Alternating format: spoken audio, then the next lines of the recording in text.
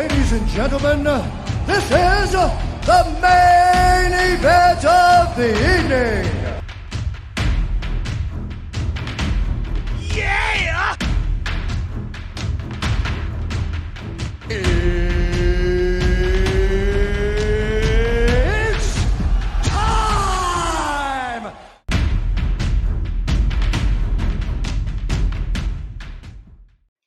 Hooligans! We're back. Back for another episode. Screwed up last week, so we weren't missing this week.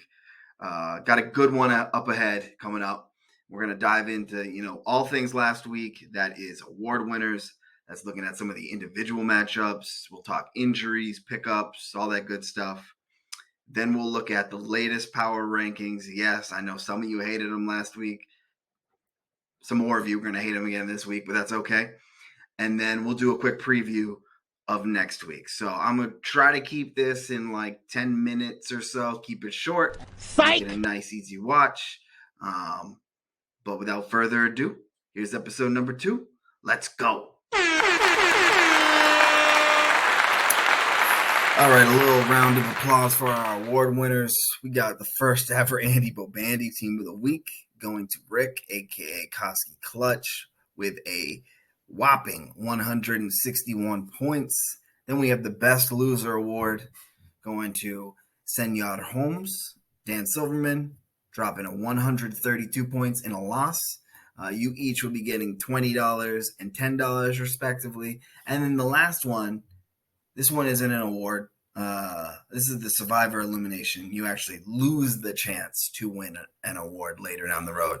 Our first ever Survivor Elimination goes to Chris, a.k.a. Trish, for only dropping 99 points. Thank you for doing that for the rest of us. Now we all get to know that we're not the first loser. So those are our weekly awards. Just a quick reminder, we also have some season-long awards. So we have the number 1 seed, we'll get $50. We have the most points scored at the end of the season, we'll get $50. Then the best week in the season, we'll get $25. The most points scored against, we'll get $25. And then the winner of the Survivor pool, the remaining Survivor, will get $50. I'll also keep track of the money leaders each week. So Rick obviously has the most, then Dan. And we'll keep track of the worst week. There's no bonuses here for this, but just thought it would be fun to add. Hopefully, Chris, you will no longer be on here next week. So that's the weekly prizes. That's the standings for the season. Let's jump to the rest of what happened in week 1. So honestly, it was not our best week. I don't know if you all noticed, but at the start of the Sunday games, the first halves, there was like no scoring. I mean, really all of the Sunday morning games, it was a slow start. And when I saw the final scores, I realized like, okay, we didn't have a very good week. So I actually was interested. I wanted to see, am I just making stuff up, or is this historically a bad week? And it was indeed a historically bad week for this league. We averaged 131.5 points per game. That is the lowest number since 2017. Last year, we averaged 142, nearly 11 more points. 2020, 136. 2019, 144. 2018, 139. This year, 131.5. We have to go all the way back to 2017, 6 years ago. And that's where things get crazy. So I thought this was a bad week. No. Week 1 of 2017 was terrible. We have 1, 2, 3, 4 people under 100. Someone just over 100. 2 teams just over 100. We averaged 109 points per team this week. That was a terrible week 1. So look at this. We got people 69 points. We had some really bad numbers. So know that you can go up. We've had bad weeks before. So if you're feeling bad for your team, don't worry about it. Dan Silverman scored 69 points back in 2017 in week 1. Now, was that the worst score ever? No, it wasn't. Stop That's My Wife scored 49 points back in 2016. So I don't care what you scored this week. You can always improve. We've had bad weeks before. We will get better. So we'll definitely spend one day, an episode, going through the record books and talking about the history of the league. I also noticed while I was in here that I have the worst season ever, scoring-wise. I averaged 99 points one season. That makes no sense to me, but it happened. But I also have the highest scoring season ever, where I averaged 159 points one season. So fantasy is a cruel, weird game, and that's why we play it. But I just thought that was interesting how bad of a week we did have. But to go back to that, it also was kind of boring. We didn't have too many close matchups. A lot of matchups were decided pretty early on, midway through Sunday. We did have one very close game between Caveney and Dick, a 3-point difference. And honestly, it was an ugly show if you look at their scores. Caveney won ultimately because Buffalo defense put up 17. Everything else was a blowout. The biggest contests were for first place to win $20 and for the first loser to win $10. Everything else was decided early on. I want to highlight a manager move of the week each week, and there weren't too many to choose from because they were such blowouts, but I did find one. And this manager move goes to the dumbass manager of the week, and that goes to me. I took out Kareem Hunt from my flex spot at 12:55 p.m. and subbed in Ayuk because Kittle was out. Didn't know about the weather. And then I actually found out about the weather, but I was driving and said it shouldn't make a difference. I still believe in Ayuk. Kareem Hunt went on to go and score 20 points. He outscored Ayuk by 12. Now, you might be looking at the score and saying 12 points. That doesn't make a difference. You still would have lost the chow. That is correct. But you know what I would have won? I would have won best loser, and I would be $10 richer. So for week one, dumbass manager of the week goes to me for benching Kareem Hunt. But yeah, so I made that mistake. That was stupid. But at the end of the day, I still feel pretty good about my team. I didn't get the injury bug like a lot of you did. Keenan Allen going down, Dak Prescott going down, which impacts every other Cowboy. Eli Mitchell going down, Chris Godwin going back down, J.K. Dobbins not playing last week, Kittle not playing, T. Higgins going down with a concussion. A lot of injuries, and that changed a lot of games for people. It changed what you have to do next week, which brings me to what might be my favorite segment of this podcast. Cue the music. Here comes the money. Here we go. Money talk. Here comes the money. Money, money, money. Dollar, dollar. Dollar, dollar.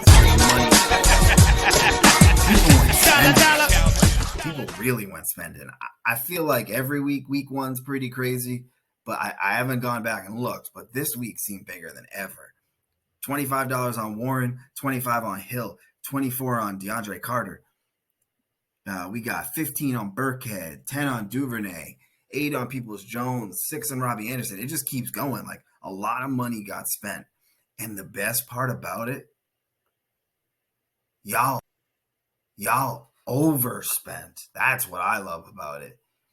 Warren could have went for free. DeAndre Carter could have went for free. Robbie Anderson could have went for free. And then even the other ones, we got Burkhead could have went for $1. Duvernay could have went for $1. Peoples-Jones could have went for $1. Everett could have went for $1. Now, I'm just enjoying this right now because I'm not the one who overspent. And you might be listening and thinking, hey, I should have been spending up. I should have been going for these guys. We'll see. I overspent. I think before the week one even started, right after the draft, I spent $3 on someone I didn't need to spend money on. And I don't even know if they're on my team still. They aren't, I don't think. So it happens. We've all seen the crazy spending. When you see your guy, you got to go get him. And that's what I love about Fab so much. But I do love looking at these to see what we're doing, who's spending what, and who shouldn't have been spending so much. But my favorite part about looking at this report is to see what Rick is doing.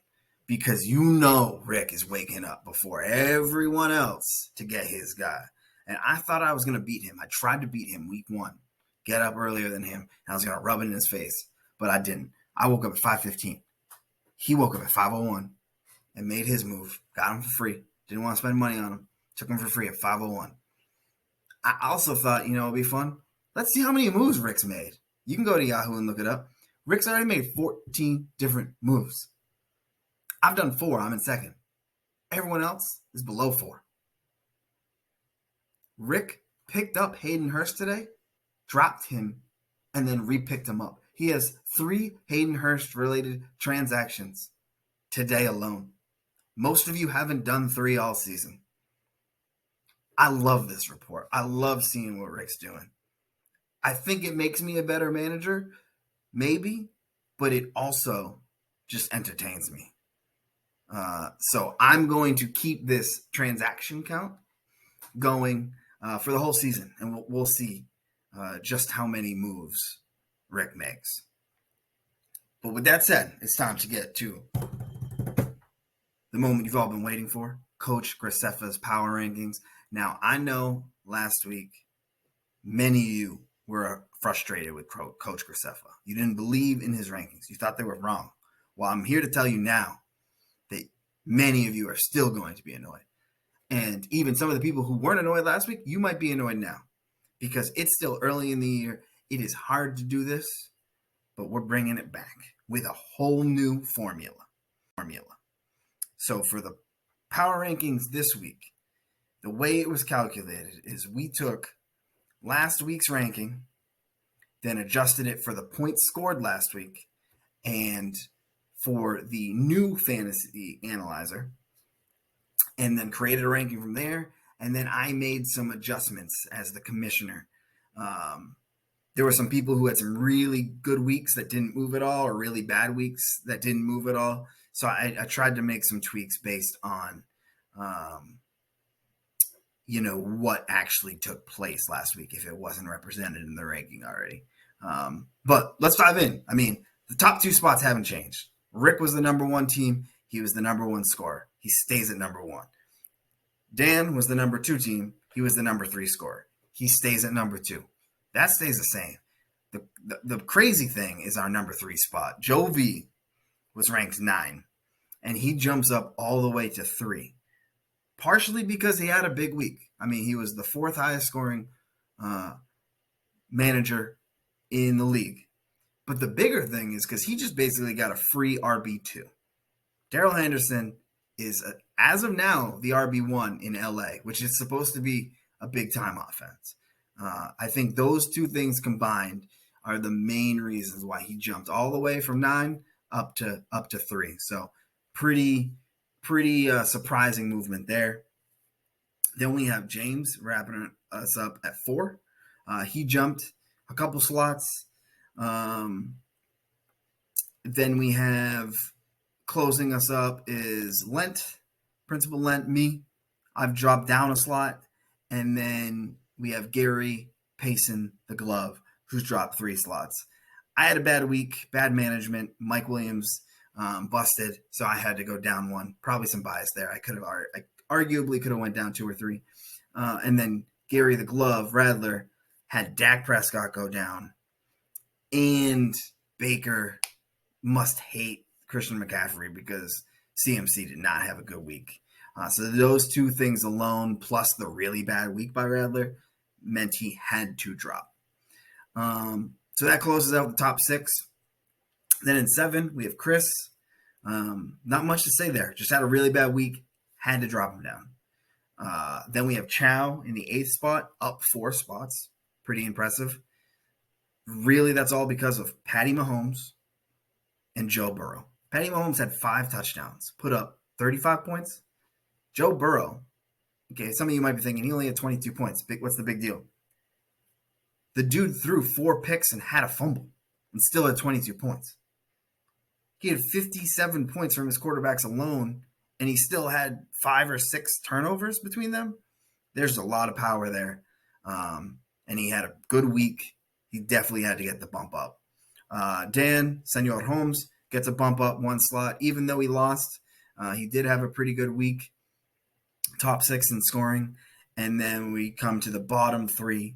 At 10, we have Caveney. I had Caveney at 8 last week, and I had someone tell me he should have been last. Now, I like Caveney's team, except his quarterbacks. His quarterbacks combined for probably less than some other individual quarterbacks. I think they had 27 total. So his 2 quarterbacks combined may not even have been a QB1. And he had an okay week. He did win, but I had to listen to the analyzer and someone else who had said something about this team, and I had to give him the bump down, even though he has a win. So sorry, we'll see how things go. If he gets another win, he certainly won't be this far down next week. This one's gonna piss off Andy. Sorry, Berkey is number 11, down 5 slots. I like the team. I just couldn't rank it above the teams ahead. And that's really because of Keenan Allen getting hurt and Dak Prescott getting hurt, which is going to hurt CeeDee Lamb.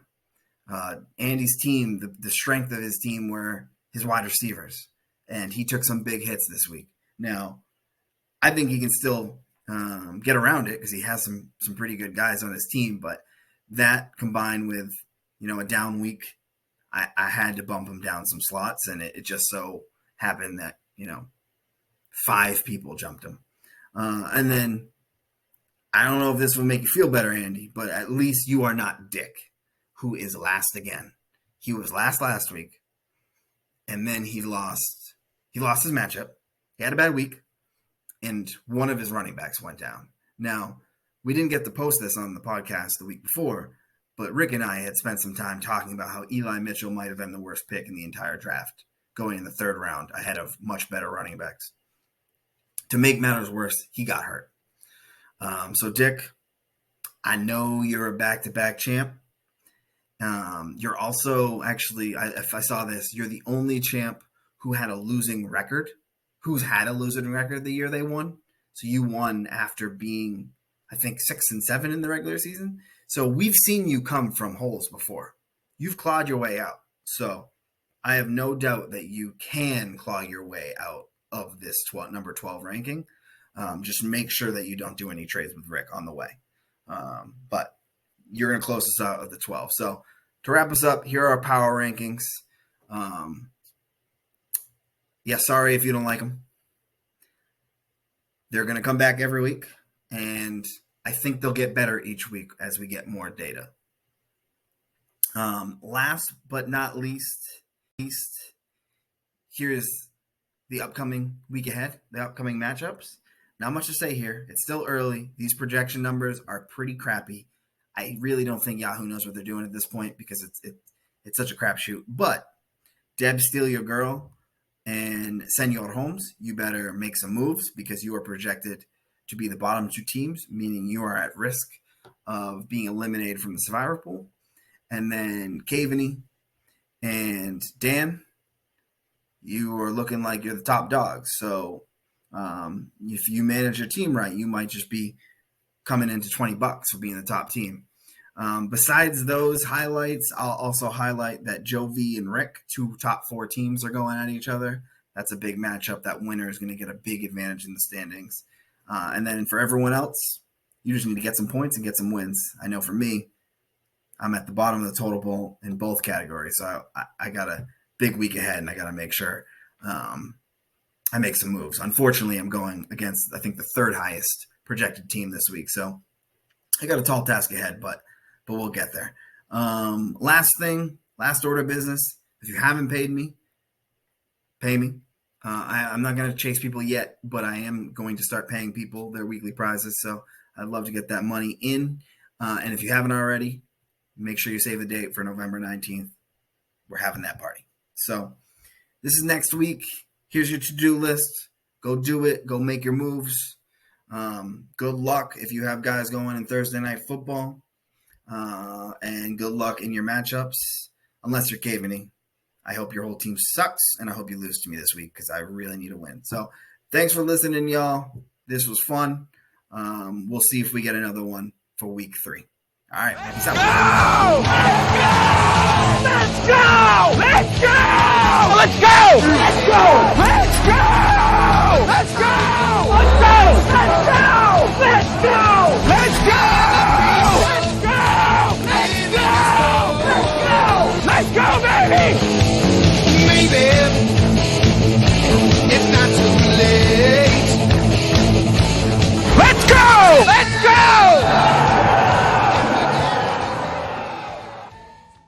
Yeah, I don't really know what that means, so I can't answer the question. I'm just trying to win games.